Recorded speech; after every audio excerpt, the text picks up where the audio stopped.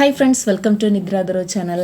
ஊறுகாய்னா யாருக்கு தாங்க பிடிக்காது, அதுவும் மாங்காய் ஊறுகாய்னா சொல்லவே வேண்டாம். இப்போ நம்ம இன்ஸ்டண்ட்டாக மாங்காய் ஊறுகாய் தான் எப்படி பண்ணுறதுன்னு பார்க்க போகிறோம். நம்ம சேனலை இப்போ தான் ஃபஸ்ட் டைமாக பார்க்குறீங்கன்னா சேனலை சப்ஸ்கிரைப் பண்ணி வச்சுக்கோங்க.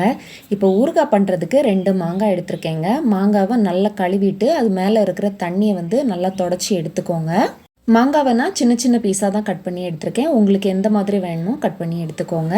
இப்போ ஒரு பாத்திரத்தில் 1/2 டீஸ்பூன் வெந்தயம் சேர்த்துக்கலாம். இதோடவே 1/2 டீஸ்பூன் கடுகும் சேர்த்துக்கலாம். இப்போ இது ரெண்டுமே நல்லா வறுபட்டு வரணுங்க.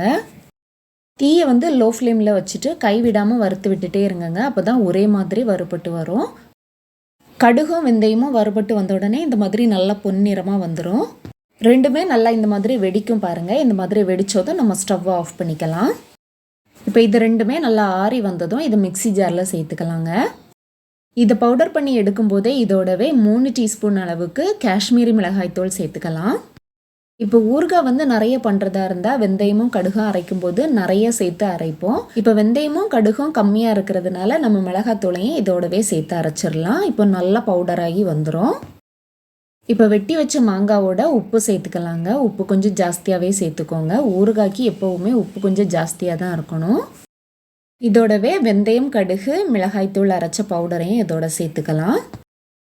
இப்போது 1/2 டீஸ்பூன் பெருங்காயத்தூளும் சேர்த்துக்கலாம். இப்போ ஸ்டவ் ஆன் பண்ணிவிட்டு அதில் ஒரு பாத்திரம் வச்சுருக்கேன். அதில் 1/2 கப் அளவுக்கு நல்லெண்ணெய் சேர்த்துக்கோங்க. ஊறுகாவுக்கு எப்போவுமே நல்லெண்ணெய் தான் நல்லாயிருக்கும். அதுவுமே எண்ணெய் கொஞ்சம் ஜாஸ்தியாக இருந்தால் தான் ஊறுகாவுக்கு சூப்பராக இருக்கும். எண்ணெய் சூடானதும் அதோட 1/2 டீஸ்பூன் கடுகு சேர்த்துக்கலாம். கடுகு பொறுமையாக பொரிஞ்சு வர அளவுக்கு தான் எண்ணெய் சூடாக இருக்கணும். நல்லா முருகலாக வந்துடக்கூடாது. இப்போ கடுகு பொரிஞ்சதும் ஸ்டவ்வை ஆஃப் பண்ணிக்கலாம். இப்போ இந்த எண்ணெயை சூடோடவே நம்ம இந்த மசால் மேலே அப்படியே சேர்த்துடலாம்.